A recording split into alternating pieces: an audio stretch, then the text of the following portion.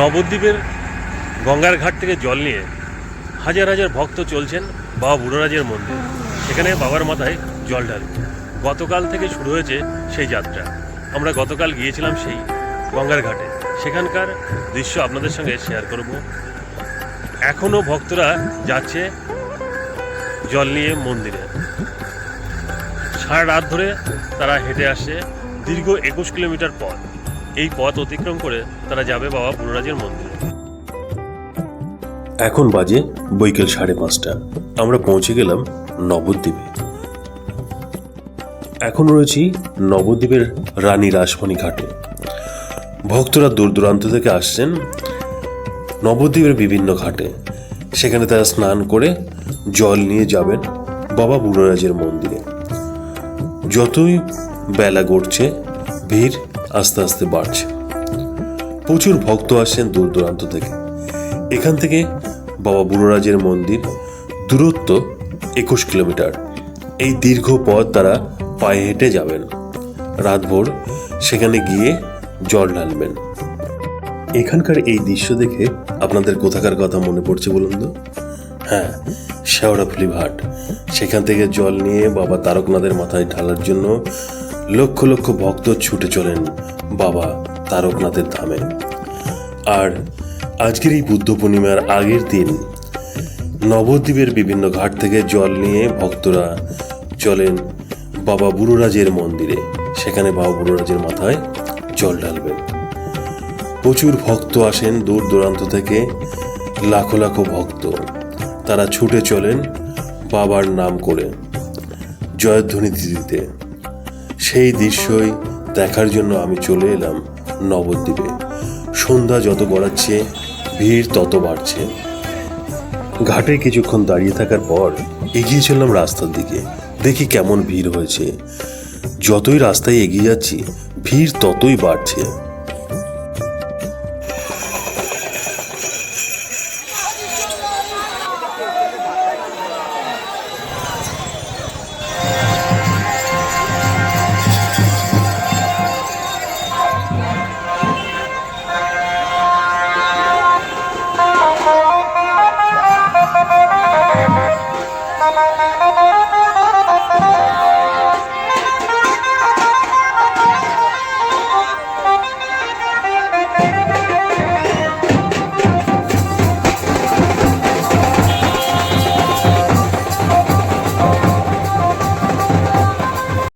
এখন বাজে সন্ধ্যা 7:30।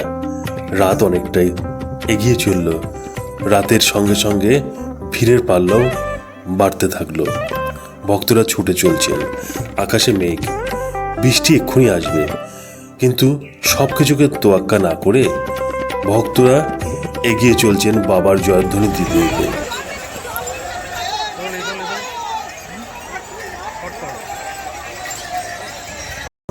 রাত বাড়ছে, বৃষ্টি আসবে, মেঘ করেছে, বাড়ি যেতে হবে। কিন্তু মন যেতে চাইছে না। অনেকক্ষণ দাঁড়িয়ে রয়েছে এখানে। দাঁড়িয়ে দাঁড়িয়ে উপভোগ করছি এই দৃশ্য।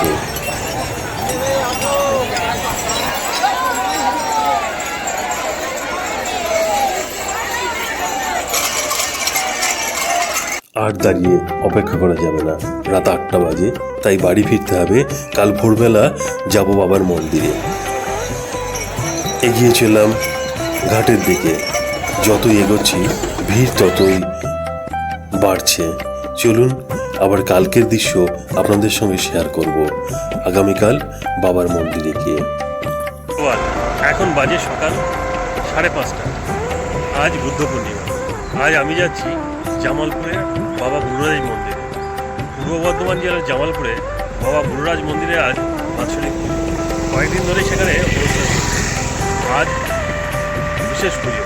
সেই পুজো দেখতে চললাম প্রতি বছরের মতো এবছর। এর আগের ভিডিও আপনারা অনেক দেখেছেন। চলুন দেখি এবছর কীভাবে পালিত হচ্ছে সেখানে পুজো। সেটাই আপনাদের সঙ্গে শেয়ার করব এই ভিডিওতে। ভিডিওটি শেষ পর্যন্ত দেখতে থাকুন। বাড়ি থেকে বেরিয়েছি ভোর 4:30-র সময়। এখন আমরা চলে এসেছি জামালপুর মোড়ের কাছে। এই যে দুধার দিয়ে গাড়ি দেখছেন, এই গাড়িতে করে ভক্তরা দূর দূরান্ত থেকে এসেছেন বাবার মন্দিরে যাওয়ার জন্য। এখানে গাড়ি রেখে তারা হেঁটে গিয়েছেন বাবার মন্দিরে। এই যে বাঁদিকে রাস্তা, এটা জামালপুর মোড়। এই বাঁদিকের রাস্তা ধরে যেতে হবে মন্দিরে, বেশ কিছুটা পথ এখান থেকে। আমরা এগিয়ে চললাম। কাল রাতে ভালো বৃষ্টি হয়েছে, তাই ভক্তরা এবার এখনও চলছেন বাবার মন্দিরে জল নিয়ে। আমরাও এগিয়ে চললাম মন্দিরের দিকে।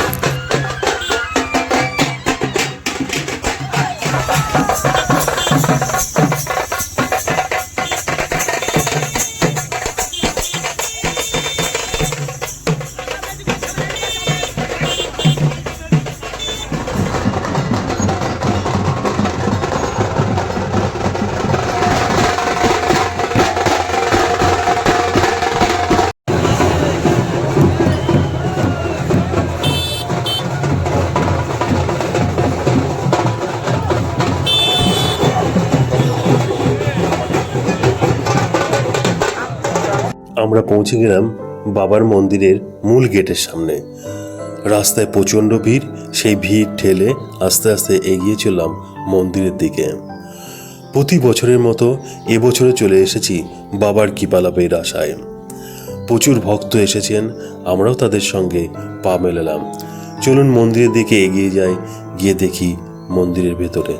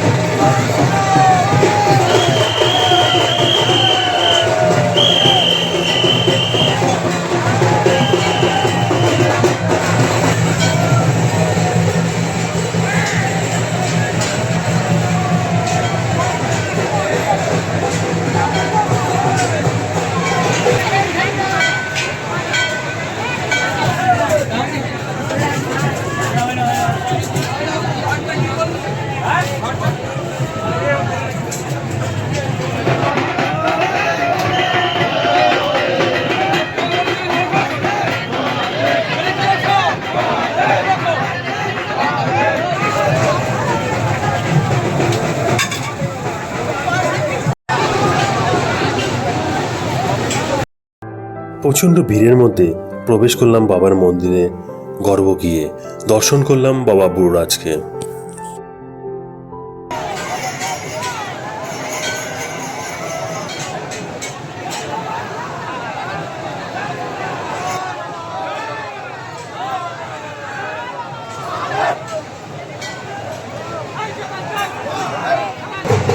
বাবার মন্দিরের পেছনে যে মাঠটা আছে, সেই মাঠটা একটু ঘুরে দেখে চলুন।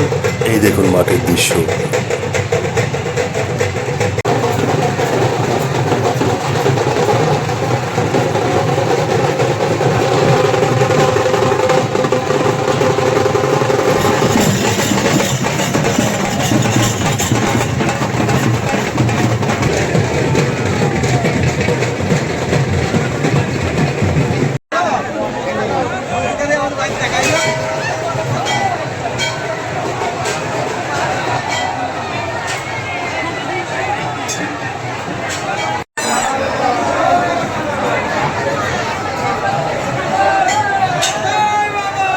এখন বাজে সকাল 8টা। ভিড়টা দেখুন, লাখো লাখো ভক্ত আসছেন। আমরা এখন বাড়ির দিকে রওনা দেব। বাবা বুড়োরাজের মন্দিরে দর্শন করে রওনা দিলাম বাড়ির পথে। বাবা বুড়োরাজের কাছে সকলের মঙ্গল কামনা করে আজকের ভিডিওটি এখানেই শেষ করলাম। সবাই ভালো থাকবেন, সুস্থ থাকবেন। দেখা হবে পরবর্তীতে নতুন কোনো ভিডিওতে।